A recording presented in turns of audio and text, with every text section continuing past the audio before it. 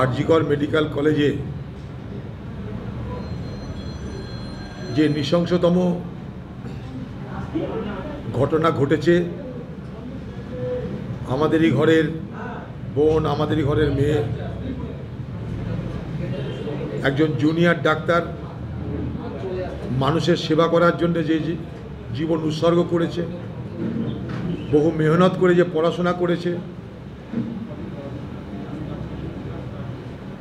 তাকে আমরা দেখলাম কলকাতার মতন শহরে শতাব্দী প্রাচীন হাসপাতাল আরজি করে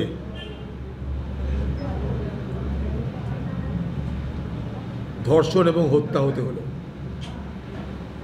এই নৃশংসতম হত্যা সারা দেশ জুড়ে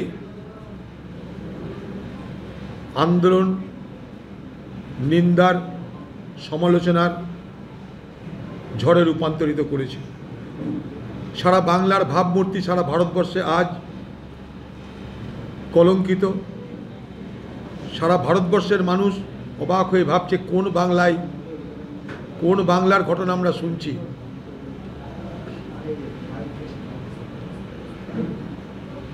আমরা আমাদের মতন করে রাজনৈতিকভাবে যেমন এর বিরোধিতা করেছি, তেমনি মানসিকভাবে, আন্তরিকভাবে, ব্যক্তিগত স্তরেও আমরা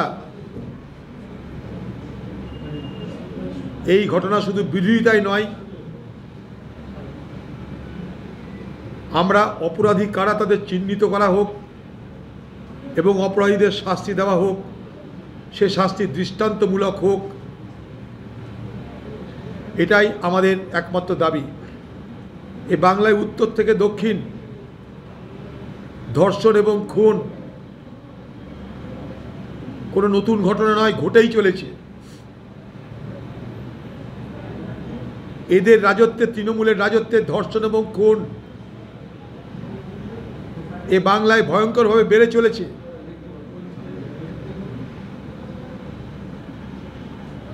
ধর্ষণকারীরা, খুনিরা,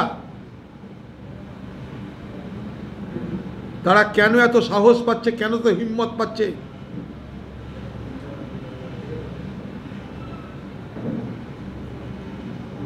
এটা আমাদের খুঁজে বের করা দরকার। বাংলার মুখ্যমন্ত্রী বলছেন সকলকে মানবিক হতে, তার সরকারের আচরণ পাশবিক। এটা দেখে আমরা হতবাক হচ্ছি। যে প্রিন্সিপালের বিরুদ্ধে অভিযোগ, তাকে রক্ষা করার প্রয়োজনীয়তা কেন বাংলার মানুষ প্রশ্ন করছে। আমরা সেই পরিপ্রেক্ষিতে আজ আমাদের পার্টির সদর দপ্তর থেকে এসপ্ল্যানেড পর্যন্ত প্রতিবাদ এবং নিন্দার মিছিল করতে চাইছি। পাশাপাশি যে অরাজনৈতিক মঞ্চে প্রতিবাদ হচ্ছে, সেই অরাজনৈতিক মঞ্চে রাজনীতির পতাকা ছেড়ে দিয়ে যোগদান করতে চাইছি। এবং আজকে রাত্রে বাংলার নারী সমাজ যে আন্দোলন করতে চাইছে, সে আন্দোলনকে নৈতিকভাবে সমর্থন করছি এবং সেই আন্দোলনে আমরা আমাদের অংশগ্রহণকে নিশ্চিত করতে চাইছি। এই মর্মে আমরা আমাদের কর্মীদেরকে বলেছি, রাজনীতির পতাকা শেষ কথা নয়। অরাজনৈতিক যে কোনো কর্মসূচিতে যদি সেখানে আমার মা বোনদের বাঁচানোর প্রশ্ন থাকে, সব কিছু ভুলে গিয়ে সেখানে সমর্থন করতে হবে, সহযোগিতা করতে হবে, অংশগ্রহণ করতে হবে। তাই আজ বাংলার নারী সমাজের এই আন্দোলন শুধু বাংলা নয়, সারা ভারতবর্ষের ইতিহাসে স্বর্ণাক্ষরে লেখা হোক এবং সেই স্বর্ণাক্ষরে লেখা থাকার জন্য আমরা তার সাক্ষী হতে চাইছি। আমরা সবাইকে বলবো, বাংলার প্রত্যেকটা মানুষকে, ভোট নেই এখন, ভোটের কথা আমরা চিন্তা করছি না, কোনো রাজনৈতিক স্বার্থ নেই, খুব দায়িত্ব নিয়ে বলতে চাই। কিন্তু উদাত্ত আহ্বান জানাচ্ছি, আজকে বাংলার নারী সমাজের এই আন্দোলনকে সকলের সমর্থন করা উচিত। পশ্চিমবঙ্গের সরকারের কাছে আমার আরেকটা দাবি, পশ্চিমবঙ্গের তৃণমূল ক্ষমতায় আসার পর সরকারি মেডিকেল কলেজে তৃণমূলের কত নেতা নেত্রীর পরিবারের লোকরা ডাক্তারি পড়বার সুযোগ পেয়েছে সেটা তথ্য অনুসন্ধান করে দেখা দরকার। তাদের পরিবারের লোকেদের কতজনের সরকারি, আবার বলছি আমি, সরকারি মেডিকেল কলেজে ক্ষমতায় আসার পর তৃণমূলের নেতা নেত্রী, তাদের সেই নেতা নেত্রীদের পরিবারের কতজনের ভর্তির ব্যবস্থা হয়েছে, সেই ভর্তি যথাযোগ্য কিনা, যোগ্যতার নিরিখে কিনা সেটা দেখা দরকার। পশ্চিমবঙ্গের তৃণমূলের নেত্রীরা যারা পার্লামেন্টে যান, যারা বিধানসভায় যান, আমি বলবো তারা সবাই অন্তত আজকে এই নারী আন্দোলনে অংশগ্রহণ করুন। আপনাদের নেতা নেত্রীদের মধ্যে এমন কি কোনো মহিলা নেই যারা আরজি কর কলেজে পড়াশোনা করে ডাক্তার হয়েছে? আরজি কর কলেজের অ্যালামনি কি কেউ নেই? যদি কেউ থাকে তাকে জিজ্ঞেস করব, আপনার পুরনো কলেজ আরজি কর কলেজ, সেখানকার একটা ছাত্রীর তার উপরে যে বলাৎকার এবং খুনের ঘটনা ঘটল, তাতে আপনার প্রতিক্রিয়া কি? সবাই চুপ করে থাকছেন কেন আপনারা? দিদি, আপনিও তো নেত্রী একজন, আপনিও তো মহিলা। আমি আপনাকেও আহ্বান করব, আপনাকেও দাবি জানাবো যে আজকে বাংলার নারী আন্দোলনে আপনিও সামিল হন। তাতে লজ্জার কিছু নেই, সমর্থন করুন তাদেরকে। আপনি প্রমাণ করে দিন আপনি নিরপেক্ষ, আপনি প্রমাণ করে দিন আপনার কাছে নারীর ইজ্জত সব থেকে বড় কথা। আপনার সরকার নয়, পার্টি নয়, ধান্দাবাজি নয়, আপনি বাংলার নারী সমাজের পক্ষে আন্দোলন করতে চাইছেন, নারী সমাজের হয়ে কথা বলতে চাইছেন। আজকের আন্দোলনে সামিল হয়ে সেটা প্রমাণ করে দিন। আপনি এক সময় রাইটার্স বিল্ডিংয়ে একটা বোবা মেয়ের জন্য আন্দোলন করেছিলেন, আমরা তাকে সমর্থন করেছিলাম। আজকে কি আন্দোলন করার প্রয়োজন নেই? আজকে কি নিরপেক্ষ হয়ে কোনো আন্দোলনে অংশগ্রহণ করার অধিকার নেই আপনার? আজকের নারী আন্দোলনে বাংলার একজন নারী মুখ্যমন্ত্রী, মামাটি মানুষের নেত্রী মুখ্যমন্ত্রী দাবি করে থাকেন। এবং আরও বড় কথা, আজকে কিন্তু কন্যাশ্রী, আজকে কন্যাশ্রী দিবস। এই কন্যাশ্রী দিবসে বাংলার কন্যাকে যে ধর্ষণ এবং হত্যা করা হলো, তার প্রতিবাদে বাংলার কন্যারা, বাংলার নারীরা যে আন্দোলন করছে, সে আন্দোলনকে আপনি সমর্থন করুন, আপনি সমর্থন করুন, আপনার নৈতিকতা প্রমাণ করুন। এটা বলার জন্যেই আজকে আপনাদেরকে এখানে আহ্বান করেছি। আরজি করের যিনি সুপার রয়েছেন, তার বদলির যে অর্ডার মেমো, সেই অর্ডার মেমোর নাম্বার আগে করা হয়েছে, আগে করা হয়েছে, এবং প্রিন্সিপালেরটা 860। কিন্তু এই যে বদলির যে অদল বদলটা, এটা আগে পরে হলো, এটা কি স্ক্রিপ্টেড বলে মনে হয়? Scripted, totally script. আপনাকে একটা কথা বলি, এই যে ডাক্তার, এই যে মালটা যেটা সন্দীপ নাকি, সন্দীপ ঘোষ, এর প্রিন্সিপাল আমাদের লজ্জা। মমতার পাকে ভাঙা দেখিয়েছিল মনে আছে ভোটের সময়, এই সেই মাল। আমি কিন্তু সেদিন বলেছিলাম, যেদিনকে ভোটের রেজাল্ট বার হবে, দিদি হনহন করে আটটার্ম করে দিদি দেখে নেবেন, দিদির সমস্ত পা ভাঙা হাড্ডি মাড্ডি সব ঠিক হয়ে যাবে যেদিনকে ভোটের রেজাল্ট বার হবে। ভোটের রেজাল্ট বার হয়েছে, দিদি সোজা হাটটাতে কালীঘাট চলে গেছে, মনে করে দেখুন আপনারা, খালি মনে করে দেখুন। সেই ব্যান্ডেজওয়ালা, বুঝুন, ভালো পাকে যে খোঁড়া পা করে দেয়, খোঁড়া পা করে দিদিকে ভোটের প্রচারের ব্যবস্থা করে, সেই ব্যান্ডেজওয়ালা কত কাছের লোক হতে পারে? তো সেই ব্যান্ডেজওয়ালাকে রক্ষা করার দায়িত্ব কার? দিদির। কারণ ওই ব্যান্ডেজওয়ালা, ওই ডাক্তার তৃণমূলের নেতার নির্দেশে কাউকে বাঁচানোর জন্য ডববাজি করেছে। ওকে থানায় নিয়ে গিয়ে পিঠে দুইটা বাড়ি মানুষ একটু গড়গড় করে বাড়া যাবে। পুলিশ যদি না পারে আমাদেরকে ছেড়ে দিক, আধ ঘন্টা টাইম দিব আমরা। পুলিশ পারে এটা হতে পারে? কলকাতার পুলিশ পারে না হতে পারে? আমরা বিশ্বাস করব? রাজীব কুমার মতন বাঘা বাঘা অফিসার বসে আছে এখানটায়, বিশ্বাস করতে হবে আমাদেরকে? হ্যাঁ, বিশ্বাস করতে হবে আমাদেরকে? আজকের দিনে 6-7 দিনের এখনো জানতে পারছে না কিছু, নখড়া হচ্ছে এগুলো। 24 ঘন্টা ধরে ঘর সার্চ হলো সেমিনার হলে, 24 ঘন্টা পর পুলিশ বার করলো কি? ফোনের একটা তার লে নির্দেশে কাউকে বাঁচানোর চেষ্টা হচ্ছে, বাঁচানোর চেষ্টা চরমভাবে হচ্ছে, তাই এখানকার প্রশাসন, এখানকার পুলিশ, সাধারণ একটা ঘটনা যেখানে ধরা পড়ে গেছে আসামি, সেখানে সোয়াব টেস্ট করলে, সিমেন্ট টেস্ট করলে এগুলি ধরা পড়বে সব কিছু। এটার জন্য রকেট সায়েন্সের দরকার নেই। আমরা পুলিশরা কিন্তু খুব সাধারণ হিসাবে এগুলো, এক্সপার্টরা বলছে একা নয়, একাধিক ব্যক্তি জড়িত থাকার সম্ভাবনা প্রবল। পুলিশের, আপনাদের সামনে পুলিশ যখন বয়ান দিচ্ছে, তাদের চোখ মুখটা দেখলেই বুঝতে পারবেন যে তারা লুকাচ্ছে। এই সমস্ত পুলিশ, এরা কখনো কামদুনির মামলাকে এদিক ওদিক করার নায়ক, হ্যাঁ, হাঁসকালির মামলাকে এদিক ওদিক করার নায়ক, ধর্ষিতা খুন হয়ে যাওয়া মহিলা ডাক্তার, তার পরিবারকেও দেখুন কোনো না কোনো ধমক দেওয়া হচ্ছে। শিওর আমি কোনো না কোনো ধমক দেওয়া হচ্ছে কিংবা হবে, যে আজ না হয় কাল লাইনে এসো, নাহলে বিপদ হয়ে যাবে। এই পুলিশ চুপকে ধমক দেবে, এই ধমক পুলিশকে দিয়ে দেওয়ানো হবে।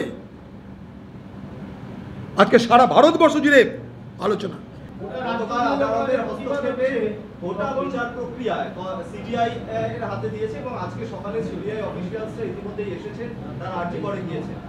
দেখুন, এ বাংলায় সিবিআই তদন্তে সারদা কাণ্ড দেখেছেন, সেন্ট্রাল বাহিনী যখন আসে, কুইক রেসপন্স টিমটা কোথায় যায়? এখানকার স্থানীয় পুলিশ যে পথ দেখায় সেই পথ ধরে যায়। যে বুথে লুট হচ্ছে সে বুথে সেন্ট্রাল ফোর্স যায় না, কারণ তাদেরকে নিয়ে যাবে কে? পথ দেখিয়ে, স্থানীয় পুলিশ। তো স্থানীয় পুলিশ তাদের কোথায় নিয়ে যায়? যেখানে সুস্থ স্বাভাবিক ভোট হচ্ছে সেখানে কুইক রেসপন্স টিম চলে যাচ্ছে, কেন্দ্রীয় বাহিনী চলে যাচ্ছে। আর যেখানে লুট হচ্ছে সেখানে দিদির বাহিনী থাকছে, সিভিক ভলেন্টিয়ার বাহিনী থাকছে। তদন্ত যারাই করুক, সেই তদন্ত করতে গেলে স্থানীয় যে প্রশাসনের সহযোগিতা, সেই স্থানীয় প্রশাসনের সহযোগিতা যদি ওই কেন্দ্রীয় বাহিনীকে বাঁয়ে ঘটনা ডানে যদি নিয়ে যাওয়ার চেষ্টা করে, ডানের ঘটনা বাঁয়ে যদি দেখানোর চেষ্টা করে, তাহলে তদন্ত বিপদে পরিচালিত হবে। ঠিক একইভাবে সারদা কাণ্ডে, সারদা যে কাণ্ড ঘটেছিল এই বাংলায়, লক্ষ লক্ষ মানুষের যে টাকা লুট হয়েছিল, সেখানে সিবিআই তদন্ত করতে এসে সিবিআইদের নাকানি চোপানি খেতে হয়েছিল, আপনারা জানেন। কারণ দিদির পুলিশ তাদেরকে এ পথে সে পথে বিপদে চালিত করে বাংলার লক্ষ লক্ষ গরিব মানুষের যে অর্থ, সেই অর্থ লুটপাটের রাস্তা প্রশস্ত করেছিল। তো সেই জন্যেই আশঙ্কা আছে আমাদের সব কিছুর মধ্যেও, সব কিছু হবে আশঙ্কা আছে। কারণ নিচের তলার পুলিশ সাহায্য করবে না, করবে না মানে করবে না। না হলে এখানকার পুলিশকে গরু গাধা তো নয়। ডেড বডি দেখে, পরিবেশ দেখে এটা খুন না ধর্ষণ না হত্যা কিছু বুঝছে না তা তো নয়। কি করে বলে দিল যে এটা সুইসাইড? কার নির্দেশে বলল? কার নির্দেশে এখানকার পুলিশ সেই মৃতার পরিবারকে বলছে যে আপনার মেয়ে সুইসাইড করেছে? হসপিটাল বলছে সুইসাইড করেছে, বাড়ি পৌঁছে দিচ্ছে পোস্টমর্টম করার তুরন্ত পরেই, যাতে তাড়াতাড়ি দাহ হয়ে যায়। এইসব দেখে কি বোঝা যাচ্ছে? এখানকার প্রশাসন, এখানকার পুলিশ কোনো নির্দিষ্ট ব্যক্তির অঙ্গুলি হেলনে প্রথম থেকেই এই ঘটনাকে লঘু করে দেওয়ার, বিপদে চালিত করার চেষ্টা করেছে। অবশ্যই করেছে, করেছে। যে হাসপাতালে ঘটনা, সে হাসপাতালে পোস্টমর্টম হয় কি করে সবাই জানে। এগুলো এমনি নতুন করে আমার বলার কিছু নেই। কিন্তু এই পুলিশ, সেই পুলিশ একবার বলছে যে আরও যদি কেউ থাকে আমরা বার করে নেবো, 3-4 দিন সময় পেলে সব করে নেব। আচ্ছা, এরকম একটা ক্রিমিনাল 4 দিন ধরে লালবাজারে আছে, বিশ্বের নাকি সেরা পুলিশ দিদির কথায় লালবাজার। তো সেই সেরা পুলিশের ক্ষমতা হলো না যে আসামি ধরা দিয়ে দিয়েছে তার কাছে জানার যে ভাই কী করে ঘটনা ঘটেছে, আর কে ছিল। পুলিশ বলছে যে ধর্ষণ খুন করার আগে হতে পারে, খুন করার পরে হতে পারে, অদ্ভুত ব্যাপার। পুলিশ বলছে যে খুন করেছে সে মানসিক ভারসাম্যহীন, 2 দিন পরে পাগল সাজিয়ে দিবে, 3 দিনের দিন কেস এদিক ওদিক হয়ে যাবে। এখানকার তৃণমূলের কোন নেতা সেখানটায় 2 ঘন্টা ধরে বসেছিল বলুন? গল্প করলে হবে? প্রমাণপত্র লোপ করার চেষ্টা যে লোকে সব দেখতে পাচ্ছে, সব কিছু নজরে চলে এসছে। আগামী দিনে রুগী ভার্সেস আন্দোলনকারীদের মধ্যে মারামারি লাগানোর চেষ্টা করছে দিদি। রুগী ভার্সেস রুগীর পরিবার ভার্সেস আন্দোলনকারীদের মধ্যে মারামারি লাগুক, দিদি তার জন্য অপেক্ষা করছে। একটা বাংলার মুখ্যমন্ত্রী, আপনার কি জাত যেত?